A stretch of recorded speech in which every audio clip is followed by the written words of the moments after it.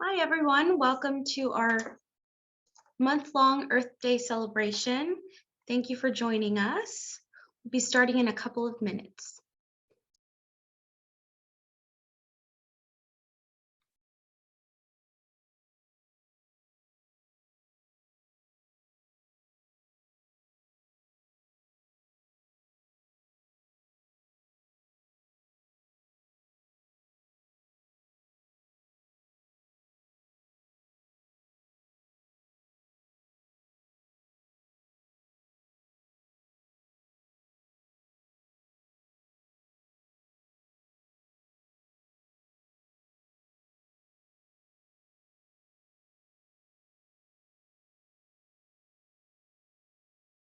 All right, we are now streaming on Facebook. Again, welcome everyone.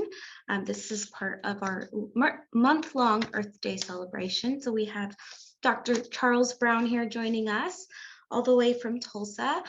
He is a doctor, an expert on swallows, dedicated over 36 years on studying the cliff swallows. So we're very grateful that he's joined us, and he's going to be doing a lecture for us today, again, as part of Earth Day, talking about the cliff swallows.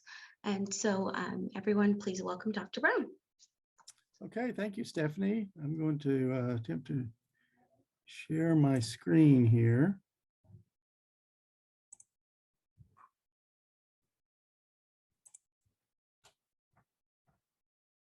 Okay, can you see the title slide?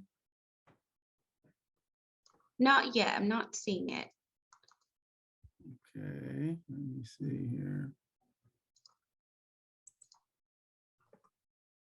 I should be able to.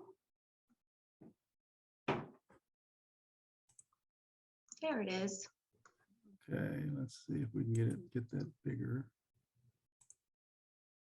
There we go. I believe that's working. Yes, I do see it. Okay, so what I want to talk about today are some of the changes that we have seen in cliff swallows, partly as a response to their living so closely with people.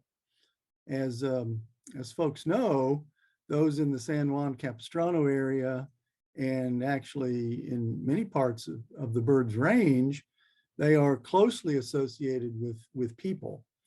And these human environments like cities and towns and so forth, can often change the way animals act, the way animals look, because in many ways these very urban environments are quite different, possibly quite different from the types of conditions in which these birds originally evolved. So what I want to talk today is about some of our work that has looked at the adaptations that these birds have shown to living in proximity to roads and vehicles. So folks are probably aware generally of the cliff swallow, which for many years nested at the Mission since at least the early 1900s. The birds used portions of the really a number of the buildings on the Mission grounds. And these birds basically viewed the Mission as a big cliff that rose up out of sort of an open plain, which was really what San Juan Capistrano was then. This was in the days prior to the area becoming highly urbanized. As it became highly urbanized, buildings went in, roads were built, and in particular, trees were planted. And this general forestation of the landscape has probably contributed in large measures to the relatively few cliff swallows that are now found in San Juan Capistrano and also in Southern California more generally. But the cliff swallow is a small sparrow-sized bird known by its white forehead patch, its orange rump, and its square tail. They're sometimes confused with barn swallows, which have long forked tails. The characteristic feature of cliff swallows is that they are highly colonial. So here is a group of nests in sort of an ancestral nesting site. Originally, the birds nested on the sides of cliffs, hence their name, in which the nests were tucked under an overhanging ledge. And you can see that sometimes the nests were fairly highly clustered together. And some colonies can reach thousands of birds, so this is a highly social animal. Here you can see that the nests are often very close together. In fact, they often share walls. And this is significant in a lot of ways. One is that it allows the birds to observe their neighbors, and they can get information from their neighbors as to what their neighbors are doing or where their neighbors are finding food. And this close proximity of nests also allows parasites. These animals have the avian equivalent of bed bugs, and bed bugs will move between the nests and can do so quite readily when the nests are so close together. Now, our work for the last 40 some years has been in western Nebraska. This shows the study area. We're about 200 miles northeast of Denver. Most of the study area is along the North and South Platte rivers. And this area is not very urbanized. The birds are mostly associated with these rivers, typically on bridges or highway culverts that are under roads, and the larger roads happen to run through the river valleys. So the birds' association with the Platte River. Now, I'm going to show you a few of the places that cliff swallows live in western Nebraska. And the point to take away from this is that they seem to all be associated with roads. So this is a bridge over the South Platte River. And you can see it's a very long bridge, and the birds are all up underneath the eaves of this bridge. In fact, this at one time was a 6,000 nest colony. So there were 6,000 nests on both sides of this bridge. So this is one type of nesting site that the birds frequently use, both in western Nebraska and other parts of North America. This is a highway culvert, and this is underneath Interstate 80. So the point to take away from this is these birds are often exposed to vehicles. They deal with vehicles on a daily basis. And I-80 is one of the most heavily traveled interstates in the country. And so these animals that live here are constantly having to dodge vehicles. And basically every place that cliff swallows live nowadays, they have to deal with the threat of being killed by passing vehicles. So here's another one. This is another large culvert underneath Interstate 80. You can actually drive through this particular culvert, but the birds nest up in the corners of the box-shaped concrete structure here.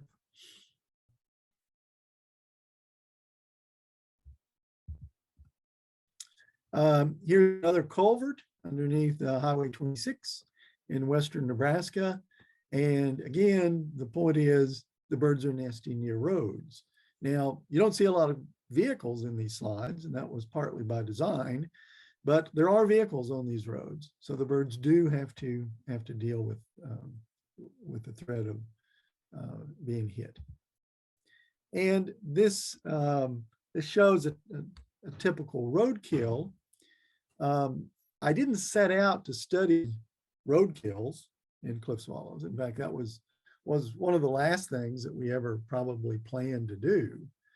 But I came on this project sort of by accident in the course of doing research on cliff swallows. We were asking various behavioral questions over the years. Whenever I would find a dead bird on the highway, if it had not started to rot, I would pick it up, take it back, and make a specimen out of it. I just didn't want to see birds go to waste if they were savable.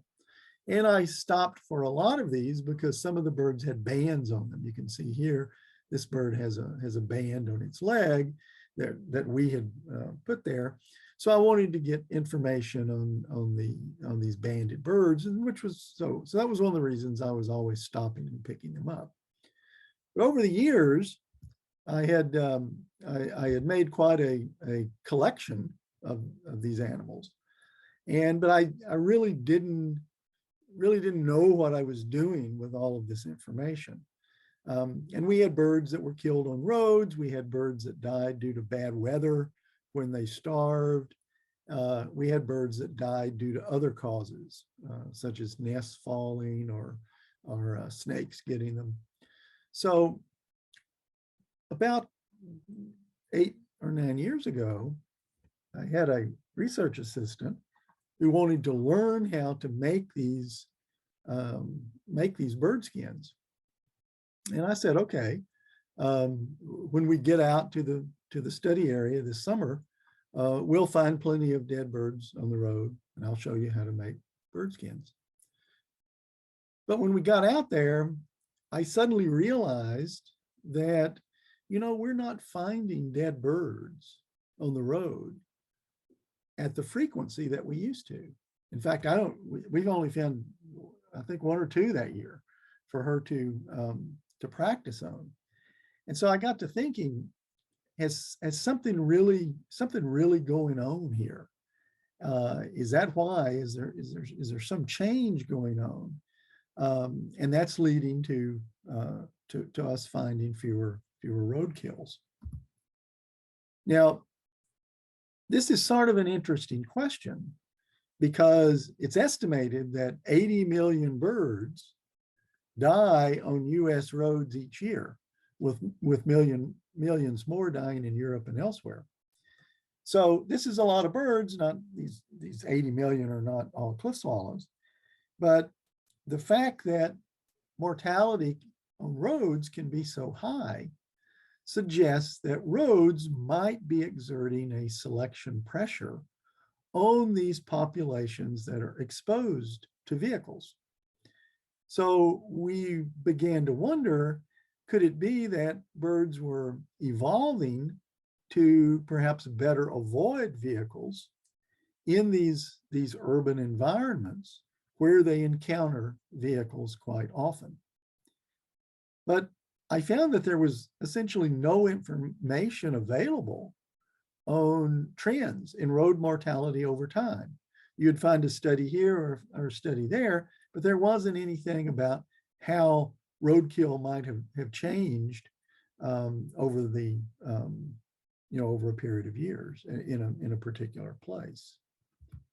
So I went to my collection of these specimens that I had been making over the years, and we now have several thousand in our collection at the University of Tulsa. And many of these birds came from weather events where bad weather led to reduced flying insects and birds starved. So that's where most of these birds have come from. But since I've been picking these birds up with sort of the same enthusiasm, if you will, each year, I thought, well, maybe I could go back and I can look at the collection, which is a record of how many we had each year. And I can look at the ones that were killed on roads, and I can examine whether there's been a change in time in the number of birds being killed on roads. And so what I found was, yes, there was a very obvious decline in the number of birds that I was picking up that had been killed on roads. So you can see that in the 1980s, when the study started, we were having about 20 birds a year that we were picking up and saving as specimens, and this declined quite obviously throughout the 30 some years of data. Now, this is just an index of the number of birds that were killed on roads, because In many cases, we couldn't save one, but it should still be representative of the number of birds that we were finding each year. And it's certainly consistent with our general experience in finding fewer and fewer cliff swallows killed on roads over time. Now, you can say there could be other factors that might affect the number of roadkill birds, and that's certainly possible. One of those factors might be the population size. So if the number of cliff swallows was going down each year, then you would expect to find fewer on roads. So we wanted to address whether or not there have been changes in the population size. And the way we did that was we knew for each of the colony sites in the study area, and we have about 220 of these, we knew the colony size each year. So we knew how many birds lived at that colony. And so for each year, we simply summed those colony sizes to get an estimate of the population size in that particular year. Now, another factor that might affect roadkill would be traffic volume. So if there was less traffic now than there was in the 1980s, then you might expect to find fewer birds dead on roads. And to study traffic volume, we used visitor counts at Lake McConaughey, which is a major recreation area in the middle of our study area. It was difficult to get traffic volume from the Department of Roads. They were not enthusiastic about sharing that. But these visitor counts at this recreation area within the study area, these were published. These were publicly made available each year. So we used July 4th and Memorial Day as an indication of the relative traffic in the study area over time. Another factor that could affect the number of birds you find on the road is your detection effort. In other words, were you driving the same amount each year? If you were driving less in these later years, then you might find fewer birds. Well, this was a tough one to address until I realized that I had kept many of the expense reports for each summer's fieldwork. And these expense reports require you to report the miles you traveled during the course of the summer. So by having these, I was able to look at whether the miles we traveled might have varied in ways that could account for the pattern in roadkills. And then finally, another factor affecting the number of birds that you might find are the number of scavengers. If there are more scavengers now, you would expect them to more quickly remove dead birds on the highway. And for this, we used a couple of metrics. One was this breeding bird survey, which has been done, at least in our study area, since the mid-1960s, in which all the birds of any species are recorded along these roadways. So we were able to use those data as a measure of overall abundance of scavengers, avian scavengers such as Swainson's hawks or turkey vultures. We also used the human population in the study area as an indirect measure of the number of mammalian scavengers, things like skunks and raccoons that tend to be associated with people. So anyway, we had to examine these and see if any of these could possibly affect the observed results. And it turns out that none of them did. If we look up here in this graph, this is the swallow population size So the total cliff swallow nests from 1984 through 2012. And you can see that the numbers increased over time. There was a dip here in the mid 1990s. This was one of those weather mortalities where a cold snap in late May killed about half of the population. But you can see that it's really rebounded nicely. But this pattern can't explain the fact that the number of birds we're finding on roads has decreased. Similarly, if we look at traffic volume for Memorial Day in the open circles and traffic volume for July 4th, we find that traffic on July 4th has actually increased over the years. For Memorial Day, it's pretty much stayed the same. But in no case is there any indication that traffic volume has decreased. So traffic volume can't explain the reduced numbers of birds. And then if we look at researchers' travel, you can see that there's actually no statistical relationship here. So we are not traveling less in recent years or traveling more in earlier years. So detection effort, the ability to detect roadkills hasn't changed. So that can't explain the results. Now, if we look at scavengers, we looked at turkey vultures, which eat dead things on the road, Swainson's hawks, which although they catch live prey, they often scavenge cliff swallows on roads. We've seen this. Birds that have been hit by cars, they frequently will come down and take them. And then we combined crows and black-billed magpies together. And in none of these cases was there any evidence of a change over time across the period of the study. So none of these species seem to be increasing at a rate that could account for increased scavenging. And similarly, if we look at the human population of Keith County, which is the main county in the study area, and the population based on the 4 US censuses that occurred during this time from 1980 to 2010, you can see that there has been no increase in humans in this area. If anything, there's been about a net reduction of about 1,000 people over time. So this would suggest no change in these mammalian commensal species, raccoons and skunks and so forth, that tend to be associated with people.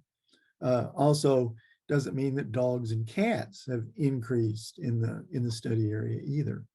So for these reasons, we think we can rule out increased scavenging.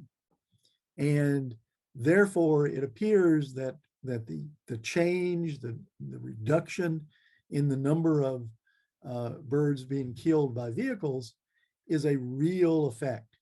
It can't be explained by any of these other possibilities. So then once we had determined that we had an actual result, we wanted to ask whether or not the birds that were being killed on roads were different in any way from those that weren't killed on roads. So the way we did this was we took these specimens that were killed on roads, and we compared them to other specimens that had not died on roads. So these were ones that had died due to other reasons. And we found there was no sex difference among the ones killed and not killed on roads. So there was no evidence that males or females were being killed preferentially. Based on birds that had been banded, there was no indication that age was different in any way among those killed and not killed. So then we asked, could the morphology differ among those that were killed and not killed? And one measure of morphology that we can easily measure on these museum specimens is the length of the wing.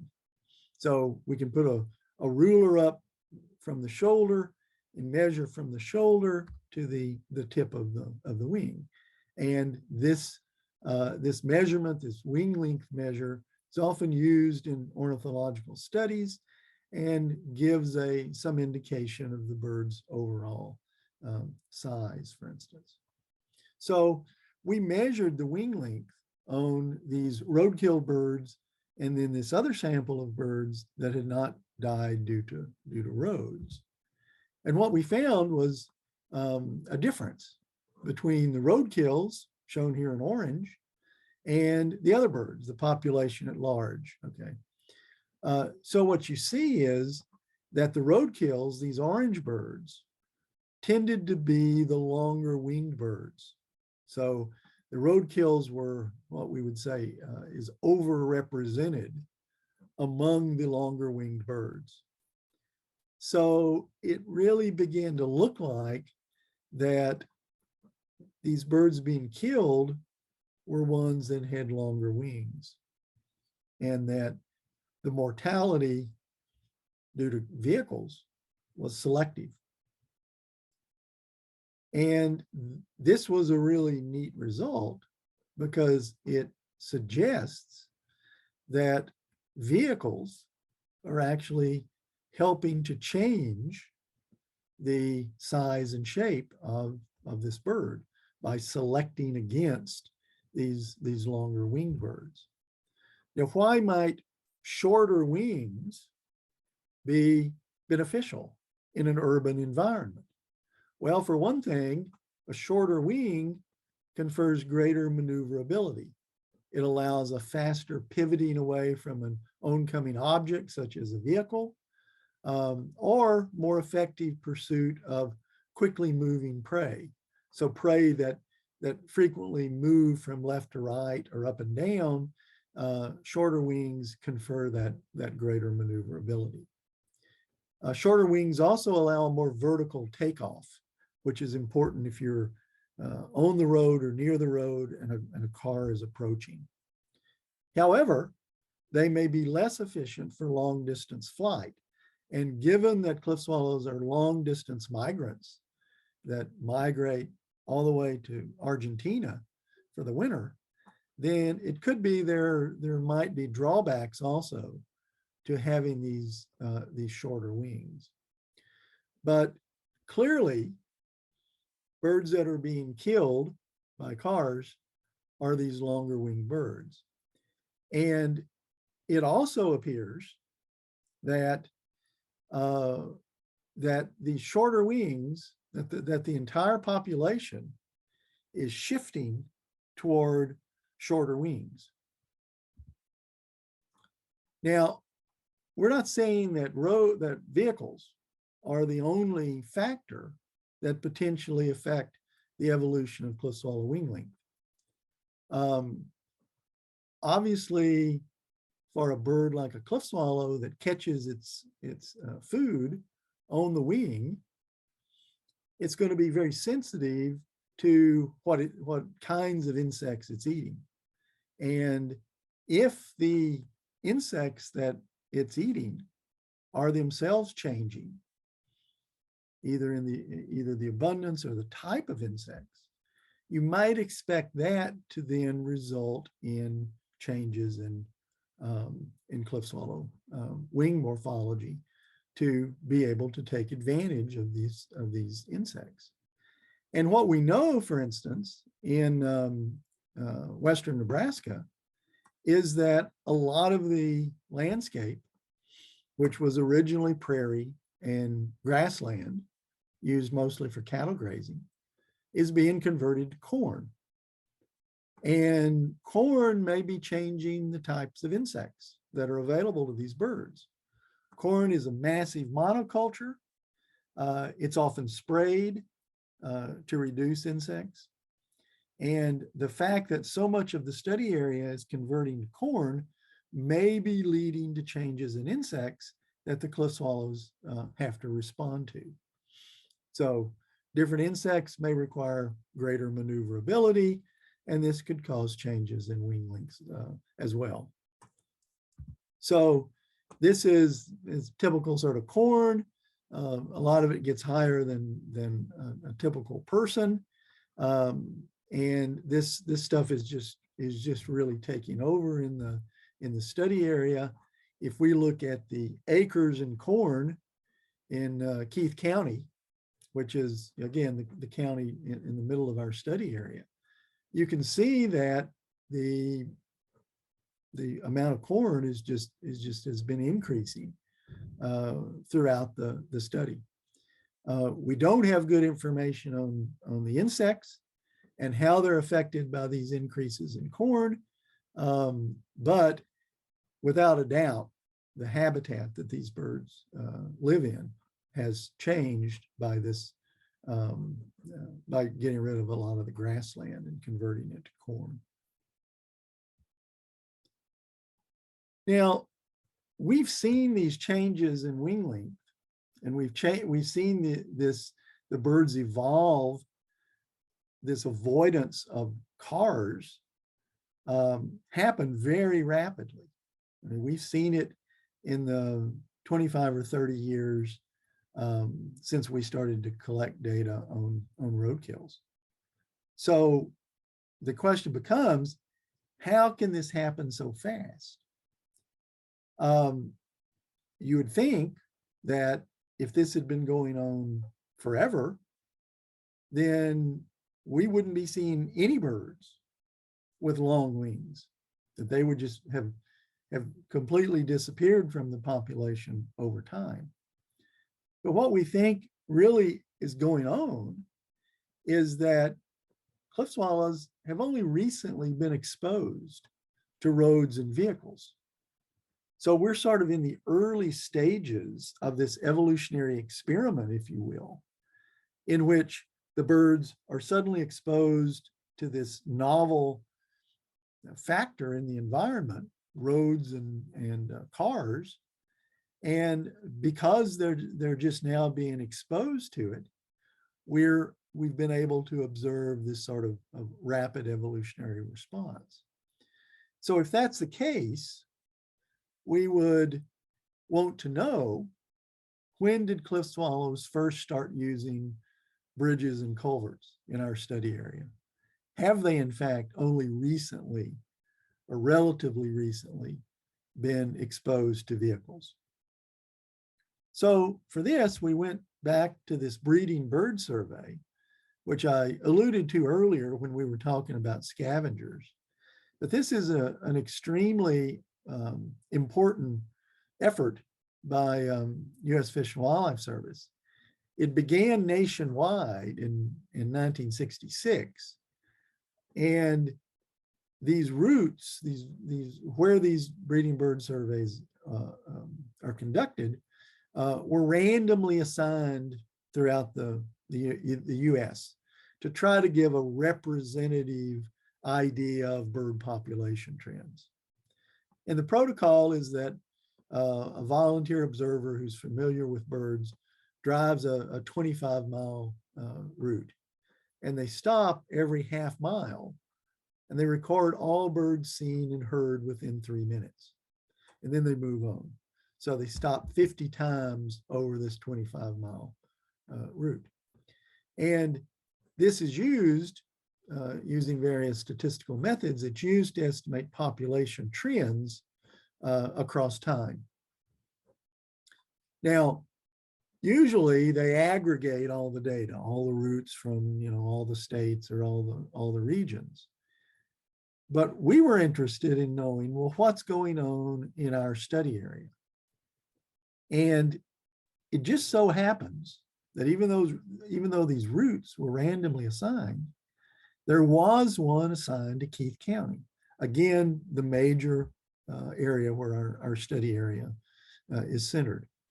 So this route goes right through the middle of our study area, goes near a lot of currently existing colonies.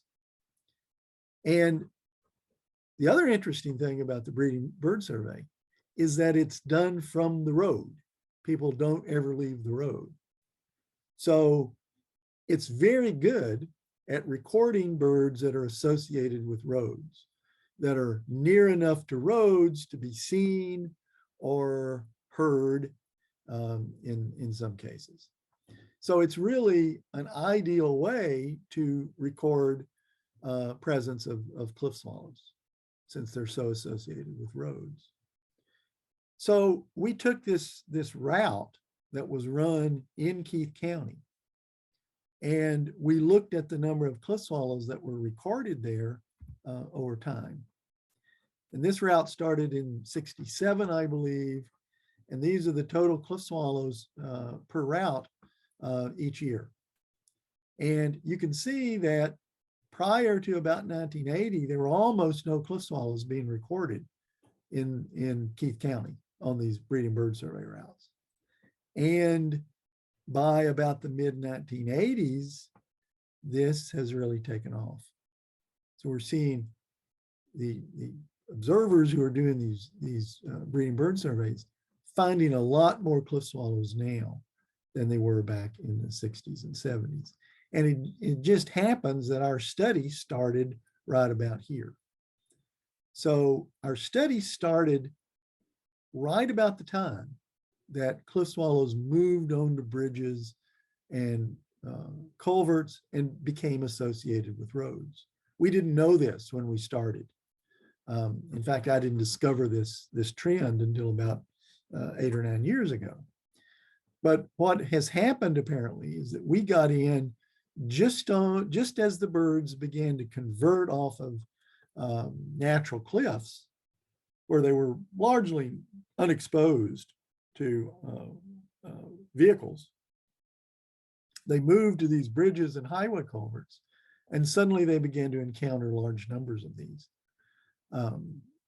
And what we have observed has been the response by the population to this novel force in the environment. And what we've seen has been very rapid evolutionary change in response to being exposed to vehicles.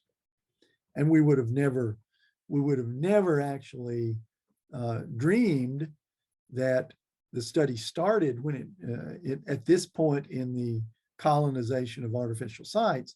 But it's been very interesting to know that it has, because this has enabled us to interpret a lot of what we've seen, because the cliff swallows have relatively recently occupied these sort of novel environments. So that's why we think that we've been able to detect these changes, and that these changes are all relatively recent. Okay, I think with that, we will stop. I want to emphasize that urban environments like San Juan Capistrano often can lead to very distinct changes in organisms, because they have new opportunities or they have new hazards that they have to deal with in these urban environments. And often these changes can occur very rapidly, as we've seen over a period of 3 decades or less. So with that, we can take any questions. All right, thank you, Dr. Brown. It's a great presentation. And we did have a lot of viewers on Facebook and a lot of positive comments. So a lot of people really said they are learning a lot and really enjoying your lectures. So thank you so much. Dr. Brown is a big part of our St. Joseph's Day celebration that we have in March. So we're hoping to welcome him back next year if we can. So if anyone wants to see his presentation again, hopefully in March, he will be joining us as part of St. Joseph's Day in 2023. Dr. Brown, I'm not seeing any questions on here. So I think that pretty much wraps up our presentation for today. Thank you so much for joining us. We really appreciate your involvement with the mission and just your help that you've been with us here for the last couple of years. So thank you for your time. Great. All right. Thank you everyone for joining us to celebrate Earth Day. We do have a few other things available on our website for you to do. A live sketch tour that we did last week that is available to still see, as well as a few other great things. You can visit our website at www.missionsjc.com. Thank you so much. Thank you, Dr. Brown, and hope everyone has a great day. Right. Take care. Bye-bye.